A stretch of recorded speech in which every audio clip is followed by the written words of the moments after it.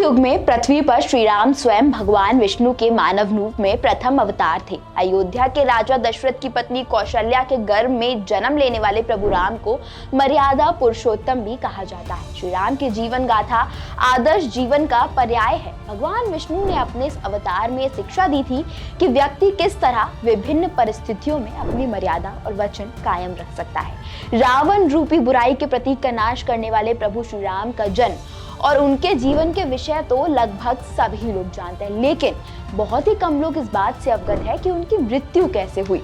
विभिन्न ग्रंथों और दस्तावेजों में श्री राम की मृत्यु या उनके शरीर को त्याग बैकुंठ धाम जाने से जुड़ी अलग अलग कहानियां उपलब्ध है। एक कथा के अनुसार जब माता सीता को अपनी पवित्रता की प्रामाणिकता सिद्ध के लिए कहा गया तब उन्होंने अग्नि परीक्षा तो दी, लेकिन वे इतनी आहत थी कि वे धरती माता का आवाहन कर स्वयं उसमें समा गई। माता सीता अपने दोनों पुत्र लव और कुश को श्री राम को सौंपकर चली गई थी। अपनी पत्नी द्वारा भूमि में समा जाने के कारण श्री राम बहुत व्यथित और दुखी थे।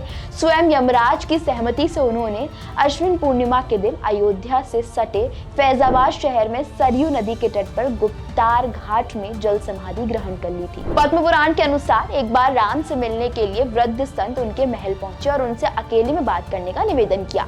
इस पर राम ने लक्ष्मण को कमरे के बाहर दरवाजे पर खड़ा कर दिया और कहा कि किसी को भी अंदर मत आने देना, क्योंकि वृद्ध साधु ने कहा कि अगर हमारी बात से कोई बाधा डालेगा तो आपको उसे मृत्यु देनी होगी। इसके बाद लक्ष्मण ने आज्ञा मानकर किसी को भी अंदर नहीं जाने दिया। अंदर कमरे में राम के सामने वृद्ध ने काल का रूप ले लिया और कहा, प्रभु धरती पर आपका समय पूरा हो गया है, आपको अब स्वर्गलोक वापस जाना होगा। लेकिन तभी ऋषि दुर्वासा वहां आते हैं और लक्ष्मण से राम को बुलाने के लिए कहते हैं। लक्ष्मण उन्हें समझाने की कोशिश करते हैं कि राम अभी व्यस्त है, लेकिन ऋषि दुर्वासा कहते हैं कि अगर वो राम को नहीं बुलाएंगे तो वो पूरी अयोध्या को नष्ट कर देंगे। सुनकर लक्ष्मण सोचते हैं कि एक उनकी मृत्यु से पूरी अयोध्या की जान बच सकती है, तो वो राम को बुलाने चले जाते हैं। लक्ष्मण को देखते ही काल वहां से गायब हो जाते हैं, लेकिन राम कैसे लक्ष्मण को मृत्यु दंड दे सकते हैं? राम ने लक्ष्मण को मृत्यु की जगह देश से निकाला दिया। उस समय देश का त्याग करना मृत्यु दंड के समान ही माना जाता था। लक्ष्मण राम के बिना नहीं रह सकते थे,